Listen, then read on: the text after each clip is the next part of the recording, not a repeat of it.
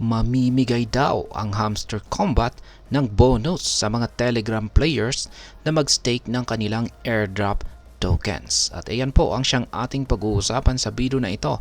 Pero bago po tayo magpatuloy, ay nais ko lamang po munang bigyang linaw ang aking disclaimer kung saan ang nilalaman po ng video na ito ay hindi po ito isang financial advice. For education and information purposes lamang po ang layunin nito. At ayan, ang Hamster Combat, ang pinakamalaking crypto game sa Telegram, ay meron po silang bagong announcement na siguradong ikatutuwa ng lahat ng mga players nito. Kaya kung ikaw ay isa sa mga nakatanggap ng Hamster Token Airdrop noong nakaraang buwan, ay may special bonus. Meron ka pong matatanggap na special bonus kung i-stake mo ang iyong tokens or iiwanan mo ang iyong tokens sa loob ng game. Ngayon ay ano nga ba ang ibig sabihin nito?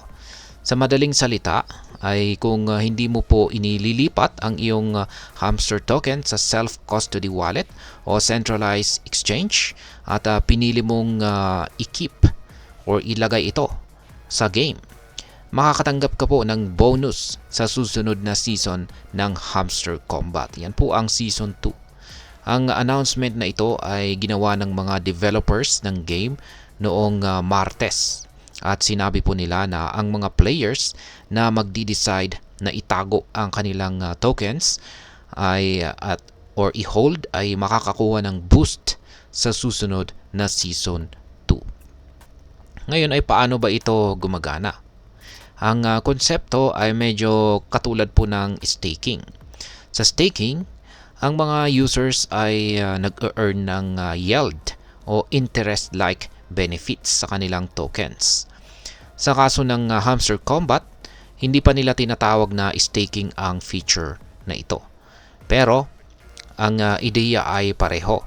Kung iiwan mo ang iyong tokens sa game, makakatanggap ka ng additional benefits tulad ng extra tokens o special access sa mga features ng game. Ngayon ay ano nga ba ang mga benefits nito? Sa ngayon ay hindi pa specific ang mga developers kung ano ang magiging benefits. Pero base sa kanilang announcement, siguradong magiging worth it ito. Ang approach na ito ay katulad ng ginawa ng Notcoin noong mas maaga sa taon or nung umpisa po sa taon na ito. Si Notcoin ay ang mga players na nag-keep ng kanilang tokens sa game ay nagkaroon ng chance na erase ang kanilang status level, kung saan ay nagbigay sa kanila ng mas malaking share sa future token drops at iba pang benefits. Ngayon ay bakit po ito mahalaga? Ang ganitong klaseng feature ay nagbibigay po kasi ng incentive sa mga players na mag-stay at maging engage sa game. Hindi lang ito tungkol sa pag-earn ng tokens, kundi pati na rin sa pag-participate sa community at pag-enjoy ng mga additional benefits na inaalok ng game.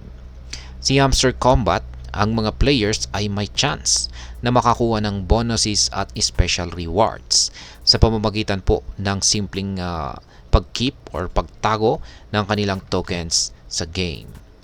Ngayon ay kailan magsisimula ang susunod na season or ang Season 2?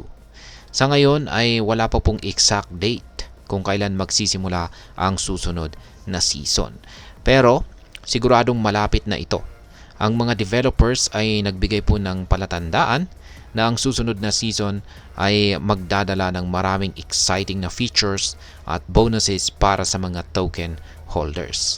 Kaya kung ikaw ay isang Hamster Combat player, siguraduhin itago ang iyong Hamster tokens sa game para hindi mo ma-miss ang mga upcoming benefits na ito. Ngayon ay paano naman mag-earn ng diamonds sa interlude season? Habang naghihintay tayo sa susunod na season, mayroon pong short interlude season na nagaganap ngayon. Sa interlude season na ito, ang mga players ay may chance na mag-earn ng in-game diamonds na magbibigay po ng additional benefits sa susunod na season.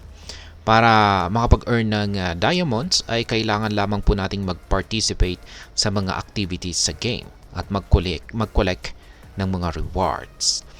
At ayan, sa kabuuan, ay ang masasabi ko naman po rito ay itong si Hamster Combat ay nagbibigay po ng malaking opportunity sa mga players na mag-earn ng bonuses at special rewards sa pamamagitan ng pagkikip lamang or pagtatago ng kanilang hamster token sa loob mismo ng game. Kaya kung ikaw ay isang player, ay huwag mong palampasin ang chance na ito. Yan, tago mo na lang yung iyong tokens sa in-game at paghandaan ang paparating na Season 2. At ayan, hanggang dito na lamang po tayo sa video na ito mga ka-crypto. Sana po ay inyong nagustuhan ang aking paliwanag sa video na ito. Kung inyo po itong nagustuhan, pakiclick lamang po ang like button nito. Para naman po sa mga bago lamang dito, kayo po ay aking inaanyayahan para mag-subscribe. Pakiclick na rin po ang bell icon nito dahil ito po ang siya magsisilbing notification nito sa mga bago kong videos na akin pong ina-upload sa aking YouTube channel na ito. Marami pong salamat sa panonood. Ingat po tayo lagi at God bless po sa ating lahat.